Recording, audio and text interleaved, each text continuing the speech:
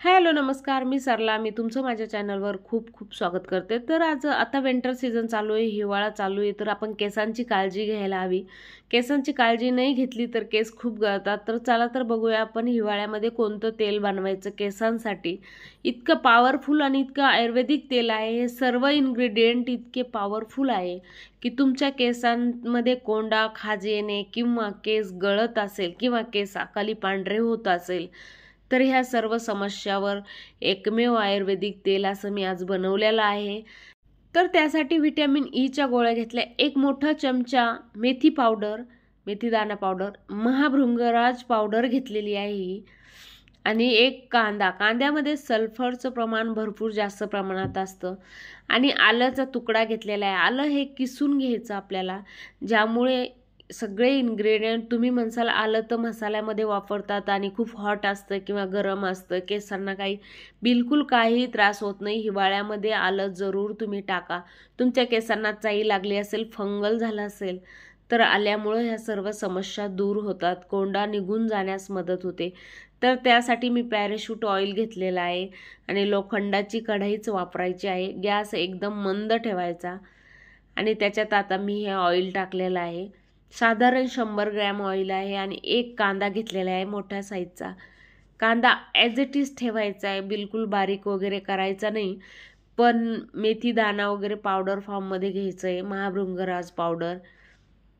तर महाभृंगराज पावडरमुळं काय होणार आहे, तर आपल्या केसांची वाढ होणार आहे. मेथी दाण्यामुळं पण केसांची आपल्या चमक ॲज इट इज राहणार आहे आणि केस न गळण्यास मदत होणार आहे. केस गळत असेल तर केस पूर्णतः कमी होणार. व्हिटॅमिन ई कॅप्सूलमुळं तुमचे केस वृक्ष झाले असेल, झाडूसारखे झाले असेल किंवा केसाला बिलकुल रया नसून राहिली तर त्याच्यामुळं ती रया येते.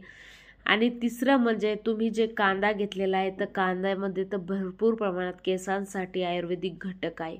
आपल्याला हे तेल, हे कांदा बिलकुल जळून नाही द्यायचा, सारखं याला हलवत राहायचं. गॅस चालू ठेवायचा पण कांदा बिलकुल जळून नाही द्यायचा. ही मोठी ट्रिक आहे याच्यात. तर ह्या अशा पद्धतीने याला सारखं मिक्स करीत राहायचं, हलवत राहायचं.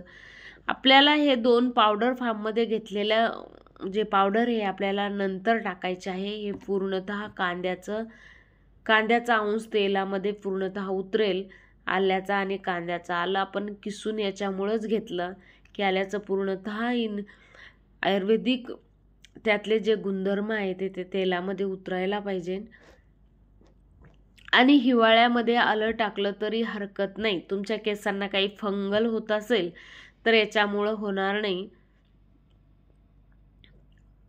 तर हे असं सारखं आता आपल्याला टाकायची आहे पावडर. मेथी दाणा पावडर टाकलेली आहे, कारण पावडरच टाकायची. पावडर टाकली तर त्यातले सर्व गुणधर्म तेलामध्ये लवकर उतरण्यास मदत होते.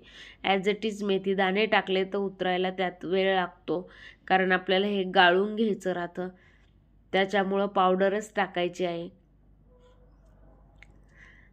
आणि ते पण मेथी दाणे टाकल्यानंतर खूप वेळानंतर आपल्याला महाभृंगराज पावडर ॲड करायची आहे त्याच्यात. आणि हे तेल तुम्ही नक्की करून बघा, कारण की तुमच्या केसांना खूप जास्त डॅन्ड्रॉफ झाला असेल तर तुमचा डॅन्ड्रॉफ कमी होण्यास मदत होईल. तुमचे केस खूप मुळं त्याचे असे आता ह्या स्टेजला टाकायचं आपल्याला महाभृंगराज पावडर, आणि याला पण सारखं हलवत राहायचं. याला बिलकुल जळून नाही द्यायचं, आपल्याला जळून नाही द्यायचं, ही स्टेज लक्षात ठेवायची. कांदा बघा तुम्ही चांगला तळला गेला, त्याचे सगळे गुणधर्म तेलामध्ये उतरले, पण आपण याला जळून नाही दिलेलं. छोट्या गॅसवर ठेवलेला आहे आणि एकदम लो आहे, कारण सगळे इन्ग्रेडियंट आपण गॅस फुल केला की त्यातले मरून जातात. ॲज इट इज राहण्यासाठी आपल्याला ही स्टेज खूप महत्त्वाची आहे. आता पूर्णतः मी गॅस बंद करणार आहे, बंद केलेला आहे. तरी पण कढई गरम असल्यामुळं याला सारखं मिक्स करीत राहायचं. तर हे तेल इतकं आयुर्वेदिक होतं आहे आणि केसांसाठी इतकं उपयोगी आहे. आल्यामुळं तुमच्या केसांना लागलेली चाई किंवा तुमच्या केसांच्या मुळाजवळ लागलेली चाई, डॅन्ड्रॉफमुळं केस वाढत नसेल तर आल्यामुळं याचा जास्त प्रमाणात फायदा होतो. तर तुम्ही आलं नक्की टाका, बिलकुल तुमच्या केसांना काहीही साईड इफेक्ट होणार नाही. जर तुम्हाला असं वाटलं तुम्ही पॅच टेस्ट घेऊ शकता, मानेखाली लावू शकता. जर थोडीफार आग वगैरे होत असेल तर लावू नका, पण असं काहीच होत नाही, कारण थंडीचे दिवस आहे आणि केसांना आपल्या त्याची गरज आहे. तर हे बघा, मी थंड झाल्यावरच आपण हे तेल गाळून घेतलेलं आहे पूर्णतः.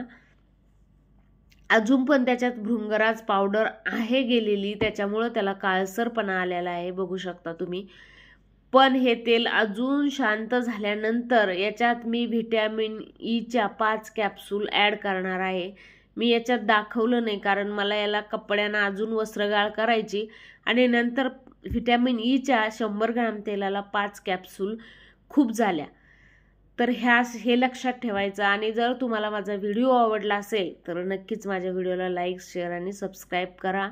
कारण हे तेल इतकं आयुर्वेदिक आहे ना, हे तेल हिवाळ्यामध्ये नक्कीच घरच्या घरी करून बघा. जसं आपण पोटातून लाडू वगैरे खातो तसं आपल्या ते केसांसाठी पण हिवाळ्यात चेंज असं तेल अवेलेबल करायला पाहिजे. ऑइल एवढे कॉस्टली ऑइल विकत घेऊस तर केमिकल युक्त, त्याच्यापेक्षा केमिकल फ्री ऑइल घरच्या घरी आणि घरच्या साहित्यामध्ये तुम्ही नक्कीच बनवा. याचा तुम्हाला जबरदस्त फायदा होईल. वेळ लागेल पण फायदा एकदम जबरदस्त होतो आयुर्वेदिक औषधामुळं. त्याच्यामुळं हे औषध इतकं जबरदस्त आहे. मी हे पूर्णतः शांत झाल्यावर याला वस्त्रगाळ करणार आहे. त्याच्यात 5 कॅप्सूल ॲड करणार आहे. तेल आठवड्यातून 2 दिवस केसांना लावा. जेवढे तुम्ही केस ऑइली ठेवसाल तेवढ्या तुमच्या केसांना फायदा होणार आहे. केसांचा ड्रायनेस कमी होईल आणि केस वाढण्यास मदत होईल. आपण केसांना ऑइल कमी लावतो, त्याच्यामुळे आपले केस खूप जास्त प्रमाणात गळतात.